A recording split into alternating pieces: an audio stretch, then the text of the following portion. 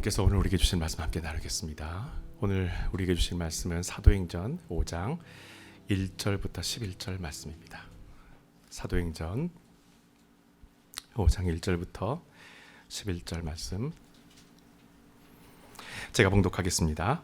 아나니아라는 사람도 아내 삽비라와 의논하여 자기 재산을 정리하였다. 그러나 돈의 일부를 가지고 와서는 전액을 가져왔다고 말하였다. 이런 속임수는 그의 아내와 함께 꾸민 일이었다. 베드로가 이것을 다 꿰뚫어 보고 그를 책망하였다. 아나니아여, 사단이 당신 속에 들어갔소. 왜 땅값을 따로 챙겨두고 와서 전액이라고 말해 성령께 거짓말을 하는 거요. 그 재산을 팔고 안 팔고는 당신 마음대로 할 수 있는 일이요. 그리고 판 후에 그 돈의 얼마를 남에게 주는가 하는 것도 전적으로 당신 자유의사에 달린 것이요. 그런데 왜 이런 짓을 하시오? 당신은 우리를 속인 것이 아니라 하나님을 속인 것이요. 아나니아는 이 말을 듣자마자 마룻바닥에 거꾸러져 죽었다. 사람들은 모두 겁에 질려 떨었다. 젊은이들이 그의 시체를 싸서 메고 나가 묻었다. 그로부터 약 3시간쯤 지나서 그의 아내가 아무것도 모르는 채 들어왔다. 베드로가 그 여인에게 물었다. 당신들이 판 땅값이 그게 전부요? 예, 그렇습니다. 그 여인이 대답하자 베드로가 말하였다. 어쩌자고 당신은 남편과 공모하여 하나님의 영을 시험하시오. 당신 남편을 묻고 돌아온 젊은이들이 지금 막 문 밖에 와 있어. 당신도 그들의 손에 실려갈 것이오. 베드로의 말이 채 끝나기가 무섭게 그 여인도 마룻바닥에 거꾸러져 죽었다. 젊은이들이 들어와 그 여인이 죽어 있는 것을 보고 메고 나가서 그의 남편 곁에 묻었다. 11절을 다 같이 읽습니다. 온 교회는 물론이고 이 이야기를 들은 사람들마다 모두 두려움에 떨었다. 아멘. 초대교회 비극은 스데반의 순교가 아니라 아나니아 삽비라 부부의 죽음입니다. 여러분, 인간의 죽음에 대한 성경적인 이해가 부족하게 되면은 이렇게 스데반처럼 열심히 신앙생활을 하다가 돌에 맞아 죽은 것을 비극으로 바라보고 또 이 상황들 때문에 믿음 자체에 대한 회의감에 빠질 때도 있습니다. 그런데 성숙한 믿음은 절망적인 상황 속에서 오히려 하나님을 읽어낼 수가 있다는 것입니다. 여러분, 하나님이 가로막지 않는 죽음을 예수님도 그리고 스데반도 그리고 수많은 믿음의 선조들이 지금까지 지나왔습니다. 그들의 죽음을 하나님께서는 그렇게 흘러갈 수 있도록 그들이 그것이 운명이고 그들의 삶인 것으로서 하나님이 기쁨으로 그들의 삶을 전부를 받으셨다라는 거예요. 중요한 것은 죽음의 형태가 아니라 삶에 대한 태도입니다. 그렇기 때문에 이 아나니아 삽비라 부부의 죽음은 오늘 우리에게 너무나 명확한 메시지를 던져주고 있습니다. 자, 그러면 우리가 먼저 이렇게 한번 생각을 한번 해보죠. 무엇이 이들 부부를 이 지경에까지 이르게 했을까? 당시 초대교회에서는 수많은 기적들이 일상처럼 일어나고 있었던 시기입니다. 그런 가운데 이 사도행전의 기록자인 누가는 동일한 환경 가운데서 서로 다른 두 가지의 분위기를 끄집어냅니다. 우리가 방금 전주까지 읽었었던 4장의 말씀에 보게 되면 그 4장에는 초대교회 성도들이 서로의 것을 나누었었던 은혜의 공동체였다는 것을 기록하고 마무리가 돼요. 그래서 4장은 서로의 소유를 기쁨으로 나누는 것으로 마무리되는데 그들이 과연 나눴던 것이 자신들이 가지고 있었던 물건과 재산뿐이었을까? 돈뿐이었을까? 그렇지 않다는 것입니다. 그것은 부속적인 거예요. 그들이 진정으로 나눴던 것은 하나님 나라의 복음이었다는 겁니다. 함께 모여서 그들이 나눴던 것은 하나님 나라였었고 그 하나님 나라의 복음을 서로 나누다 보니 나의 것을 그들에게 줄 수 있는 기쁨이 있었고 그들을 통해서 내가 또 체험받을 수 있는 기쁨을 누릴 수 있게 되었다는 거예요. 이게 초대교회가 가지고 있었던 저력이고 그들의 힘이고 기쁨이고 감사이고 영광이었습니다. 누가는 4장까지 그 아름다운 믿음의 절정을 그대로 기록을 합니다. 아마도 그들 스스로도 이렇게까지 내가 나의 것을 다른 사람에게 나눠줄 수 있을 거라고는 상상하지 못했을 거예요. 나는 그런 사람이 아닌데, 나는 늘 물질에 쫓겨 사는 사람인데, 나는 늘 부족한 것에 허덕이는 사람인데, 내가 어떻게 지금 내가 가지고 있는 이 작은 것마저도 기쁨으로 내가 나눌 수 있지? 자기 스스로가 이해가 되지 않고 도저히 이걸 설명할 수 없는 기쁨 가운데 취해 있는 것이 바로 초대교회 성도들의 모습이라는 것입니다. 이런 일들이 어떻게 가능했을까요? 4장 31절에 보면 그 답이 나옵니다. 성령의 임재가 그들에게 충만했다라고 하는 거예요. 성령의 임재가 충만할 때에 교회는 하나님의 몸된 성전으로서의 기쁨을 누릴 수 있는 공동체가 됩니다. 반대로 말하면 아나니아와 삽비라 부부가 비극적으로 죽음을 맞이한 이유이기도 합니다. 여러분, 베드로가 3절에 보면 아나니아에게 이런 질문을 해요. 사단이 당신 속에 지금 들어간 거요. 왜 일부를 가져와서 전부라고 성령을 지금 속이는 거예요? 여러분, 그렇다면 아나니아 마음에 어떻게 해서 이렇게 행동하게 만드는 불청객인 사단이 들어왔었을까요? 어떻게 그의 마음 가운데 이 사단이 들어왔었을까요? 분명히 좋은 의도에서 시작해서 그 과정이 이미 진행되었습니다. 자신의 모든 재산을 다 팔아서 그게 돈으로 환전이 이미 된 상태예요. 여기까지 흘러오는 동안에 똑같이 초대교회 성도들이 했었던 행위를 이 아나니아와 삽비라를 똑같이 따라가고 있었습니다. 그런데 어떻게 그런 일들을 똑같이 하고 있는 이 아나니아의 마음에 사단이 들어올 수가 있었냐라는 겁니다. 어떻게? 여러분, 그들은 성도가 있는 공동체 안에는 있었지만 정작 예수 그리스도 안에는 거하지 않았던 사람들이에요. 믿음의 공동체 안에는 들어와 있지만 이 안에서 그리스도와 함께하지 않는 사람이 있다라는 것입니다. 이게 초대교회가 가지고 있는 양면성이에요. 사람들이 저마다 서로 나누고 자신의 것을 내놓는 이 기쁨의 섬김을 보면서 이들 부부는 이 사람들의 행위에 관심을 가졌지만 정작 그들이 진짜 나누고 체험받게 해주신 그 성령님과의 동행이 사실은 아나니아 삽비라 이 부부에게는 없었다라는 겁니다. 다른 사람들이 그렇게 사는 모습이 이들 부부에게는요, 너무나 괜찮아 보이는 삶처럼 보이는 거예요. 야, 정말 멋있다. 나도 저렇게 한번 쿨하게 살아봤으면 좋겠다. 나도 저 사람들처럼 한번 힘있게 한번 썼으면 좋겠다. 베풀었으면 좋겠다. 헌신했으면 좋겠다. 섬겼으면 좋겠다. 그들의 모습을 보면서 그냥 그 모습에 감동한 채로 그들이 똑같이 이 모습을 흉내내고 싶었다라는 거예요.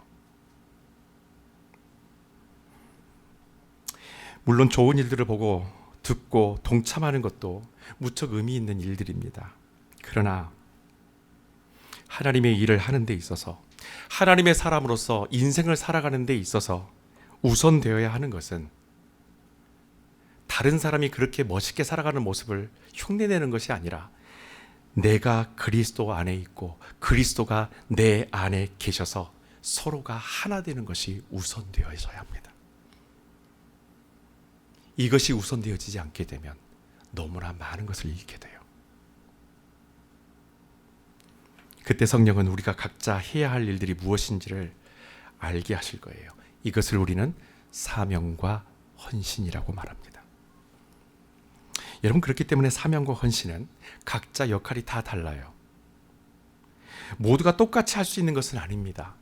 하나님은 인격적이신 분이기 때문에 율법주의적으로 모든 사람들에게 똑같은 일들을 강요하지 않아요. 저 사람이 재산을 팔아서 그것을 나눠줬으니까 너도 팔아라. 여기 있는 모든 성도들한테 하나님께서 저 사람이 기준이다. 저 사람처럼 너도 똑같이 해라. 그렇게 요구하시는 분이 아니라는 겁니다. 내 삶의 형편과 사정과 내 영적 상태를 너무나 잘 알고 계시기 때문에 성령 하나님께서는 나에게 필요한 헌신, 내가 할 수 있는, 감당할 수 있는 일들의 사명들을 우리에게 요구하시는 거예요. 그러니 각자가 섬기고 감당하는 일들이 다 다른 겁니다. 그래서 교회가 하나 되는 거예요. 모든 사람들이 똑같은 일을 할 수는 없어요. 그 역할들이 있기에 교회는 공동체가 되는 것입니다.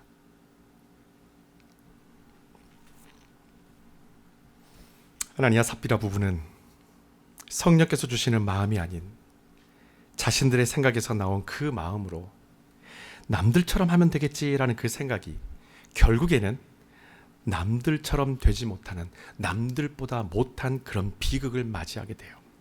여러분, 사단은 우리에게 이런 마음을 계속해서 전해줍니다. 야, 네가 중심이야. 너 다른 거 생각하지 마. 네가 더 중요해.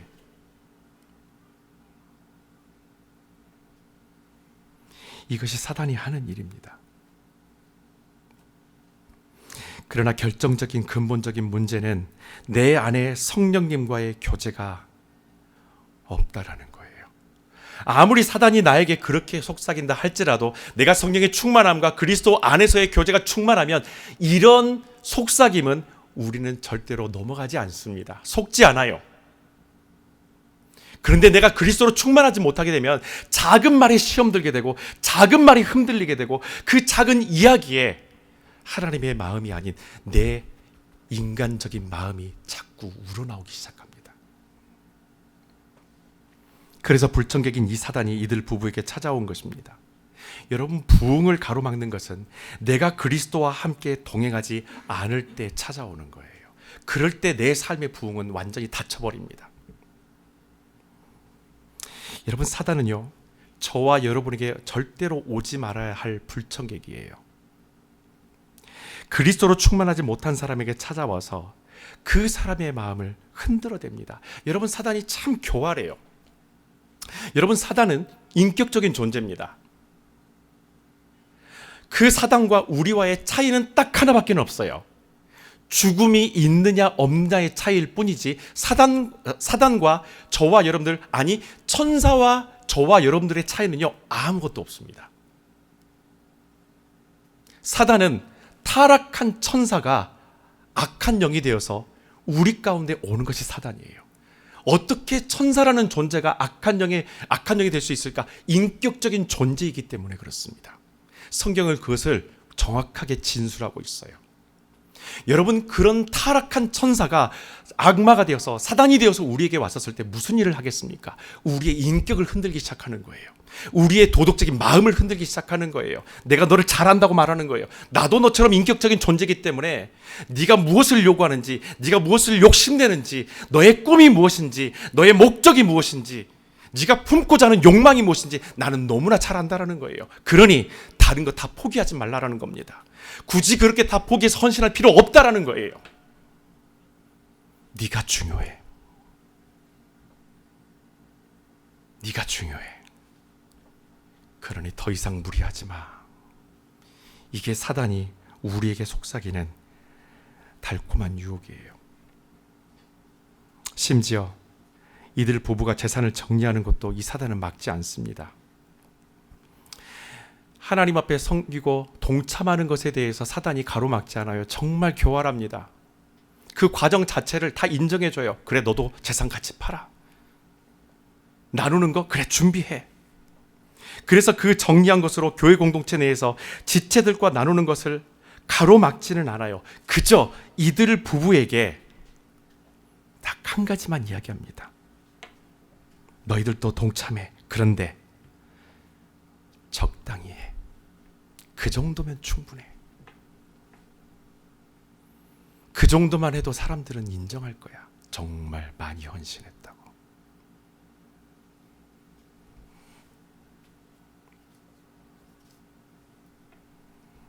나를 구원하시기 위해서 생명을 주신 주님께 여러분 같으면 일부를 드릴 것 같습니까? 전부를 드릴 것 같습니까?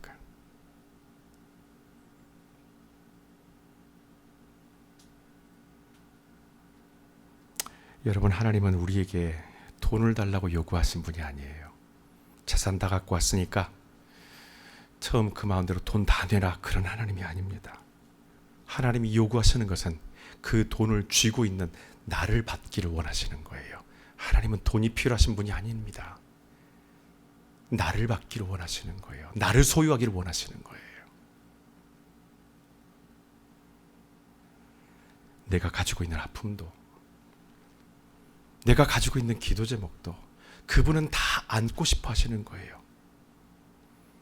재산이 될 만한 것, 돈이 될 만한 것 하나님이 원하시는 것이 아니라 너의 아픔과 상처와 눈물까지도 다 갖고 싶어 하시는 것이 그분이 나의 하나님 여호와신 줄 믿습니다.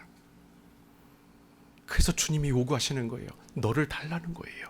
너를 나에게 달라는 거예요.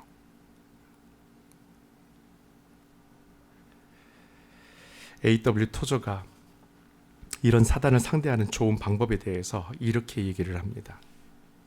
예수님을 늘 바라보면서 예수님이 우리를 위해 마귀를 상대하시도록 하라. 여러분, 베드로는 이들 부부의 윤리적인 도덕적인 어떤 태도에 대해서 문제 삼지 않아요. 우리가 하나님 앞에 어떻게 서야 하는지 그것을 바로 지금 지적하고 있는 겁니다. 사실 이들 부부의 행동은 도덕적으로 봤을 때 꼭 그렇게까지 해야 될 필요는 없습니다. 어차피 자기 재산이고 법적으로도 이들 부부의 생각을 제재할 수 있는 근거 자체가 없어요. 성경을 보시게 되면 베드로 역시 4절에서 똑같은 이야기를 합니다. 그 재산 너의 자유의지야. 너의 손에 담겨져 있는 거야. 너의 결정에 담겨져 있는 거야. 바울이 에베소 성도들에게 이런 얘기를 했습니다. 에베소서 5장 18절에 다 같이 함께 이 말씀 읽어보도록 하죠.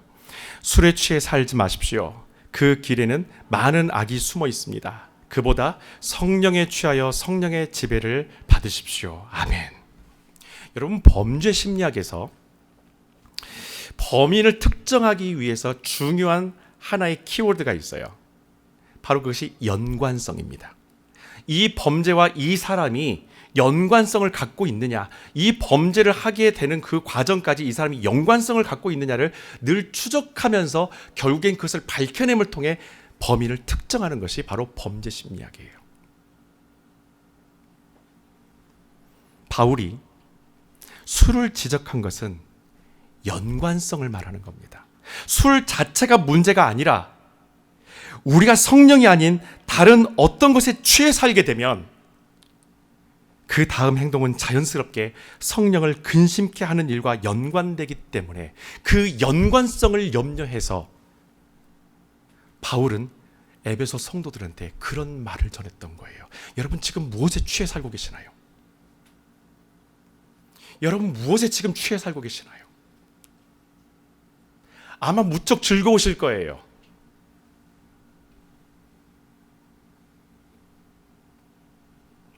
바울은 성도들에게 성령에 취해서 성령의 지배를 받으라고 말합니다. 여러분, 저는 어렸을 때 시골에서 자라오면서 우리 교회 성도님들이 막걸리를 잘 드셔요.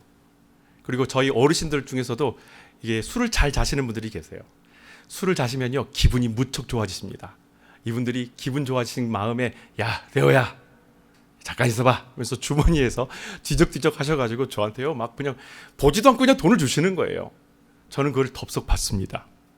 이걸 막 정죄해가지고 술 취한 사람이 주는 거, 제정신이 아닌 사람이 주는 거 안 받아요. 막 이렇게 하지는 않아요. 그냥 받아요. 얼마나 좋은지 몰라요. 전 용돈이 생겼으니까. 기쁜 마음에 자기가 가지고 있는 걸 다 털어내 주시는 거예요, 어르신들이. 성령에 취한다라는 것은 이것과는 비교할 수 없을 만큼의 기쁨으로 충만케 될 줄 믿습니다.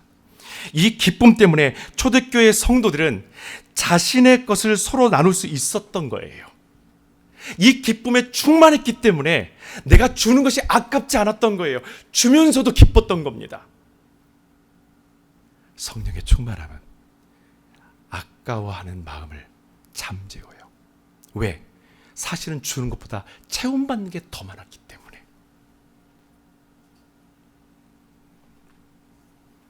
만약 성령의 충만함을 이 아나니아 삽비라 부부가 누렸다면, 돈으로 환산되어서 자기 손에 쥐어진 이 물질 때문에 성령 하나님뿐만 아니라 자기 자신을 속이지는 않았을 것이라는 겁니다. 그 비극까지는 가지 않았었을 거라는 거예요. 멈출 수 있었다라는 겁니다. 아나니아 삽비라 부부는 성령을 속인 죄로 인해서 결과적으로는 죽음을 면치 못해요. 자, 여러분, 우리는 이들 부부의 비극에서 공포가 아니라 복음을 읽어야 합니다. 여러분, 성경 말씀을 읽을 때에 이런 비극적인 이야기들이 참 많아요. 하나님 앞에 불순종함으로 인해서, 죄로 인하여서 이런 비극적인 결말을 맞은 사람들의 이야기가 무궁무진하게 많습니다. 그런데 거기에서 그 이야기에 꽂혀서 두려움을 갖거나 그 이야기 때문에 마음이 어려워지거나, 여러분, 성경은 우리에게 이 말씀을 통해서 복음을 찾으라고 얘기를 해요. 죄를 지으면 벌을 받는다는 식의 종교적 관념에서 벗어나서 이 사건이 우리에게 제시하고자 하는 복음이 무엇인지를 우리가 좀 찾아봤으면 좋겠어요. 여러분, 복음의 승리는 교회 공동체의 아름다운 선례가 되어야 합니다. 아나니아 삽비라 부부의 이 비극을 누가가 사도행전의 5장에 기록했던 것은 초대교회가 이 사건들을 통하여서 어떻게 더 그 부흥의 시간들이, 그 부흥의 물결들이 멈추지 않고 계속해서 치고 올라갈 수 있었는가, 바로 그것을 얘기해 주고 싶었던 거예요. 어떤 선례가 교회를 성장시키고 가정을 성장시키고 우리를 영적으로 일으켜 세울 수 있는가, 그것을 제시하는 것이 누가가 이 사도행전을 통해서 우리에게 복음하고 전하고 싶었던 복음의 핵심입니다. 여러분, 이들 부부의 비극은 다시 한번 내가 그리스도로 충만함을 입는 것이 얼마나 중요한 신앙의 기초인지를 알려주는 교훈이에요. 초대교회는 위기가 왔었을 때 기도했습니다. 이게 그들이 갖고 있었던 교회의 선례예요. 어려운 일이 닥쳤을 때 그들은 함께 모여서 이 어려움을 가지고 함께 기도합니다. 그러니 그들이 기도할 때에 4장에 나와 있는 것처럼 성령의 충만함이 그들 안에 함께 했었다는 거예요. 그러니 두려울 게 없는 겁니다. 이것이 선례가 되는 거예요. 교회가 승리할 수 있는, 성도들이 삶의 부흥을 가져올 수 있는 선례가 되는 것입니다. 자, 여러분의 인생 가운데, 신앙생활 가운데 어려움이 있을 때, 그런 상황 가운데서 여러분을 극복시키고 이겨내게 하고 승리케 하는 선례가 무엇입니까? 우리는 그런 선례가 있어야 해요.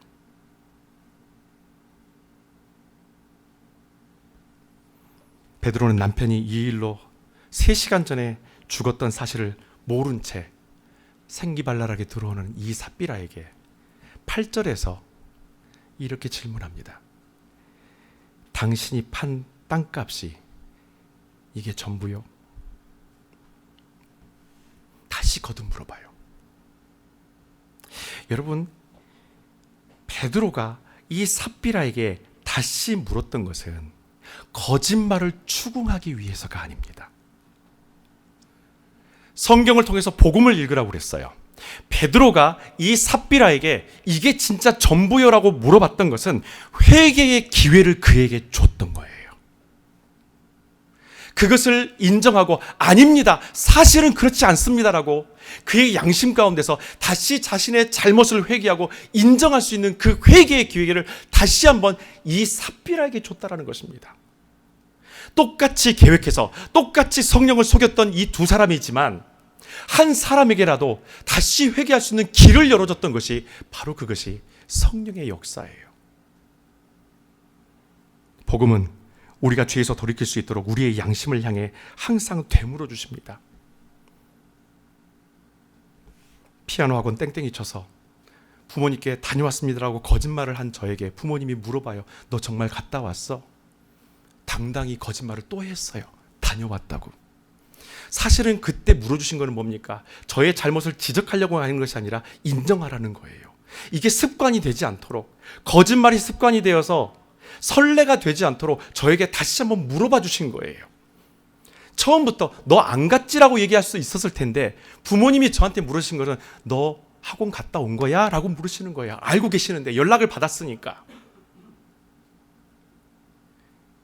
결과는 참혹했습니다.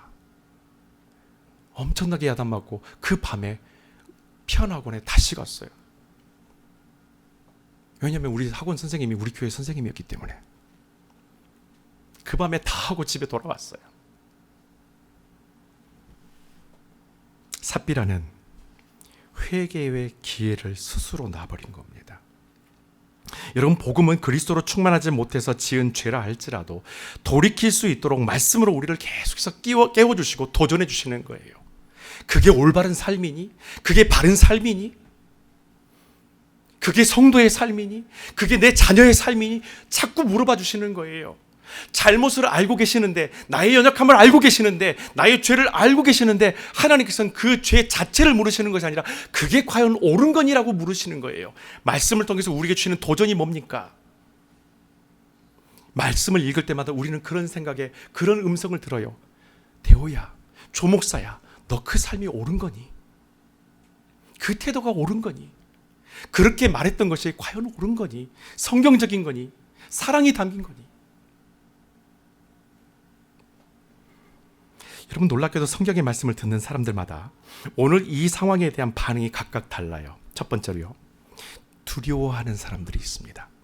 이런 무시무시한 성경의 이야기들을 읽으면서 어떤 사람은 죄가 들켜서 두려워하는 사람들이 있어요. 마치 내가 들킨 것처럼 들켜가지고 두려움에 떠는 사람이 있어요. 또 어떤 사람은 여호와 하나님의 살아계심에 대한 그 경외함, 그 거룩한 두려움을 갖는 사람도 있다라는 것입니다. 이 사람들에게는 얼마든지 죄에서 돌이킬 수 있는 길들이 다 열려져 있어요. 또 어떤 사람이 있냐면 오히려 이 사건을 통해서 주님이 정말 내 마음을 잘 알고 계시는구나, 위로를 받는 사람이 있어요. 예수 그리스도와 친밀한 교제 가운데 있는 성도들이라면 이 이야기는 공포가 아니라 오히려 위로가 되는 말씀입니다. 중심을 아시는 주님께서 나를 이해하시고 불쌍히 여기신다는 그 사실에 감사함으로 충만한 거예요. 내가 다른 사람들처럼 그렇게 많은 것을 내놓지는 못하지만, 이런 헌신을 하지 못하지만, 이런 사역은 내가 하지 못하지만 하나님이 내 마음을 알고 계셔.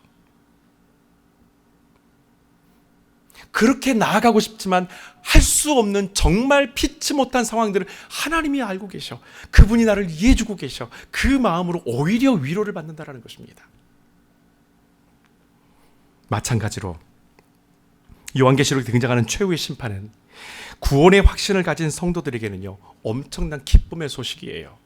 우리가 요한계시록을 읽을 때 두려움에 떨어서는 안 됩니다. 오히려 그 계시록의 말씀은 우리에게 있어서 소망이고 기다림의 소식이에요. 사도 요한이 그 계시록의 내용들을 기록하면서 성령께서 주시는 그 영감을 통해 주님께서 말씀하신 연을 기록하면서 박해받고 있는 성도들에게 이 편지를 보냅니다. 왜 편지를 보내나요? 소망을 주기 위함이에요. 승리하기 위함이에요. 주님이 곧 오신다. 승리하라. 끝까지 버텨라. 끝까지 믿음 잃지 않고 흔들리지 마라. 우리 주님 반드시 오신다. 그러니 요한계시록의 이 편지를 받은 박해받는 성도들의 마음이 어떻겠습니까? 두려울까요? 세상 종말이 오는 것이 두려울까요? 아니요. 세상 종말이 오는 것이 오히려 나에게 있어서 복음이요, 나에게 있어서 주의 영광의 임재라는 것입니다. 내가 어떻게 충만하게 살아가느냐에 따라서 성경은 끊임없이 그 색깔들을 우리에게 달리 보여줘요.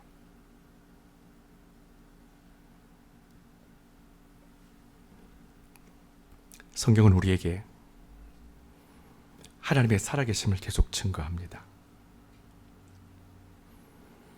세 번째로, 이 이야기들을, 이 아나니아 삽비라 이야기를 듣는 사람들에게 또 하나의 부류가 있어요.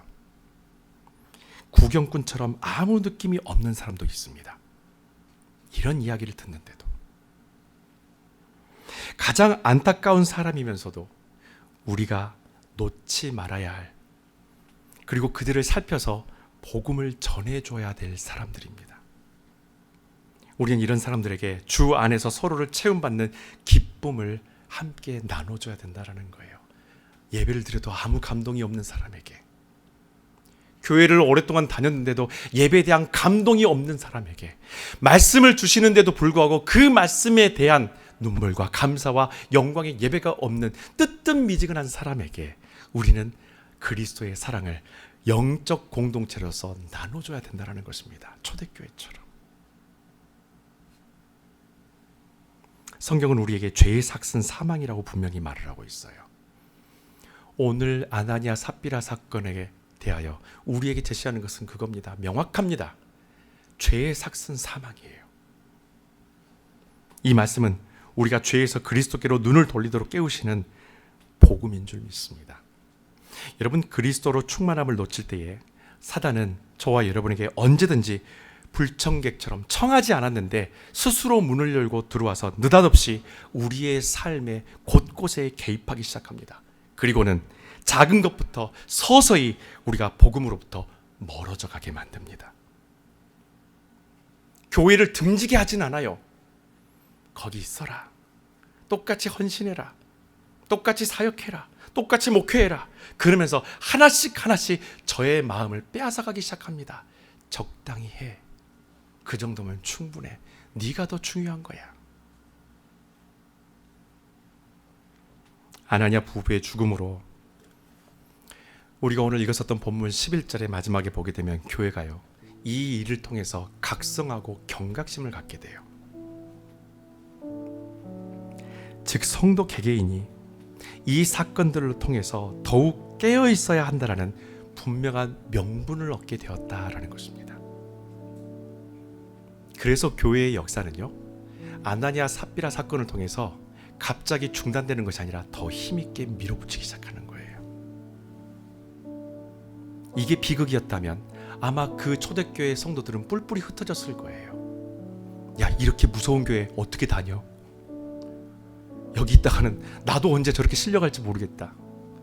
그래서 아마 흩어졌을 거예요. 그러나 영적 공동체는 달라요.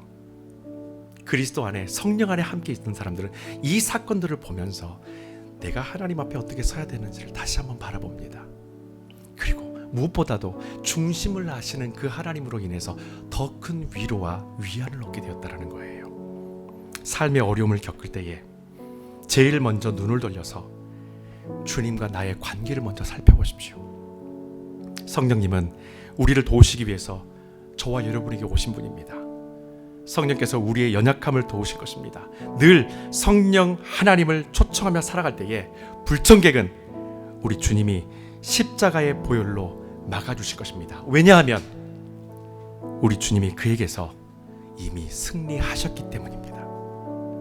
그렇게 성령의 충만함으로 다시 부흥을 맞이하는 저와 여러분의 삶이 되시기를 주님의 이름으로 부탁드립니다. 기도하겠습니다. 오늘 주신 말씀을 가지고 한 가지 제목을 가지고 기도했으면 좋겠습니다. 하나님, 불청객을 신경 쓰고 두려워함보다 성령 하나님과 내가 하나 되어서 연합하고 있는지를 다시 한번 돌아봅니다. 주님 안에 거하게 하시고 우리 주님과 교제하게 하시고 성령의 충만함을 입어서 내 안에 주신 그 기쁨으로 말미암아 주님 앞에 늘 정직함으로, 그리고 나의 중심을 알고 계시는 그 하나님 앞에 늘 신실한 삶을 살아낼 수 있도록 하나님 역사하시고 우리의 삶을 이끌어 주시옵소서. 함께 기도하며 나가겠습니다. 할렐루야. 아버지 하나님 감사합니다. 아버지 하나님 가운데 주님께서 함께 하실 줄 믿습니다. 주님 아버지 하나님 붙들어 주시옵소서. 우리의 삶을 아버지 붙들어 주시고 우리의 삶을 붙들어 주시옵소서. 우리의 마음을 주님께 주장해 주시옵소서. 하나님 함께 주시옵소서. 주여 하나님 도우시옵소서. 충만해서 아버지 하나님 충만한 모습